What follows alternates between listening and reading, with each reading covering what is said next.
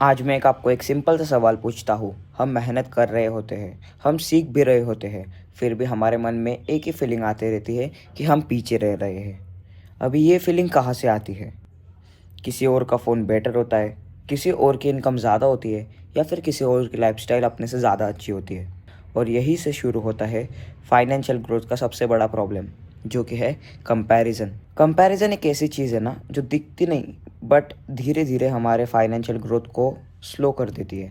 और सबसे डेंजरस इसकी बात यह है कि हम अपनी रियलिटी को भूल जाते हैं और दूसरों के हाईलाइट से अपनी ज़िंदगी कंपेयर करने लगते हैं। जैसे ही हम सोशल मीडिया खोलते हैं, हमें दिखता है उसने नया आईफोन लिया, 20 के एज में 50K पर मंथ कमा रहा है, कोई फॉरेन ट्रिप कर रहा है एट द एज ऑफ 22, और हमारा दिमाग तुरंत बोलता है हम क्या कर रहे हैं।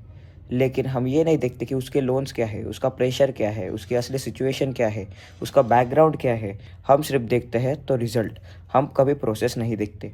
और सच ये है कि फाइनेंशियल कंपैरिजन कभी फेयर होता ही नहीं, क्योंकि सबका बैकग्राउंड अलग होता है, सबकी स्टार्टिंग लाइन अलग होती है, सबकी रिस्पॉन्सिबिलिटीज़ अलग होती है।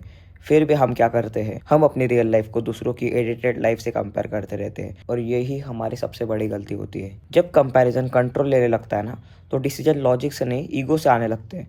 जैसे कि फ़ोन ईएमआई पे ले लेना, लाइफस्टाइल अफोर्ड करने के लिए लोन्स लेना, इन्वेस्टमेंट बिना समझे करना, या फिर इन्वेस्टमेंट फोमो के चक्कर में कर देना। रिस्क सिर्फ इसलिए लेना क्योंकि सब ले रहे, पर इसका रिजल्ट क्या होता है? हमें थोड़ी देर के लिए खुशी मिलती है, बट एट द एंड हमें लंबा सा फाइनेंशियल स्ट्रेस मिलता है। अभी हम स्टूडेंट लाइफ की तरफ जाते हैं, और बात करें स्टूडेंट लाइफ की, तो स्टूडेंट लाइफ में कंपैरिजन बहुत ज़्यादा डेंजरस होता है। हम सोचने लगते हैं कि सब कमा रहे हैं, सिर्फ हम नहीं कमा रहे। लेकिन सच ये है कि सब कमा नहीं रहे। जो दिख रहे हैं वो स्टेबल नहीं है, जो चुपचाप सीख रहे हैं वही ग्रो कर रहे हैं। पर कंपैरिजन हमसे पेशेंस छीन लेता है। फाइनेंस में सबसे इंपॉर्टेंट चीज़ होती है फोकस। कंपैरिजन क्या करता है? हमारे गोल्स ब्लर हो जाते हैं, हमारी जर्नी कंफ्यूजिंग हो जाती है, हमारा कॉन्फिडेंस धीरे धीरे गिरने लगता है। हम अपना प्लान छोड़कर दूसरों का प्लान फॉलो करने लगते हैं। फिर हम बोलते हैं सिस्टम ही ख़राब है। सिस्टम नहीं, कंपैरिजन ख़राब है। एक इम्पॉर्टेंट बात जो हम सबको याद रखनी चाहिए, पैसा स्पीड से नहीं, क्लैरिटी से ग्रो करता है। कंपैरिजन क्लैरिटी कम कर देता है। फिर हम डिसाइड नहीं कर पाते कि हम क्या चाहते हैं, हम कितना रिस्क ले सकते हैं, हमारा टाइमलाइन क्या है। बस हम रेस में भागते रहते हैं। अभी देखो, रियल फाइनेंशियल ग्रोथ जो होती है ना, वो साइलेंट होती है, अपने को बोरिंग लगती है, और उसमें सबसे मेन चीज़ डिसिप्लिन होता है। सिमिलरली फेक फाइनेंशियल ग्रोथ में क्या होता है? फेक फाइनेंशियल ग्रोथ लाउड होती है, मतलब उसमें दिखावा ज़्यादा होता है, और सोशल मीडिया पे हमें लाउड ग्रोथ दिखती है, साइलेंट ग्रोथ कभी नहीं दिखती। इसलिए कंपैरिजन हमें डेंजरस लगता है, एंड डेंजरस है भी। कंपैरिजन कभी ख़त्म क्यों नहीं होता? आज हम किसी से कंपेयर करते हैं, कल हम किसी और से करेंगे, क्योंकि हमेशा कोई ज़्यादा कमा रहा होता है, या फिर कोई हमेशा आगे होता है, या फिर हमेशा कोई शो ऑफ करता है। अगर हम कंपैरिजन पे जीना शुरू कर देते हैं तो सेटिस्फिकेशन हमें कभी नहीं मिलेगा।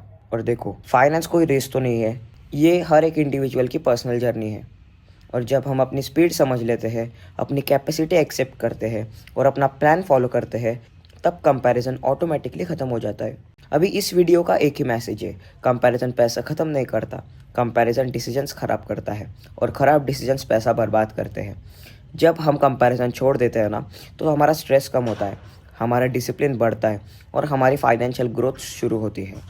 अगर आज हम ये समझ गए कि कंपैरिजन हमारा एनिमी है, तो हम ऑलरेडी भीड़ से अलग हो चुके हैं। तो आई होप आपको ये वीडियो पसंद आया होगा तो एक लाइक कर देना, और चैनल को सब्सक्राइब कर देना अगर आप नए हो तो। और नेक्स्ट वीडियो का टॉपिक मुझे कमेंट में सजेस्ट करना, और मैं उस पर रिसर्च कर वीडियो बनाने का ट्राई करूँगा। Thank you so much guys.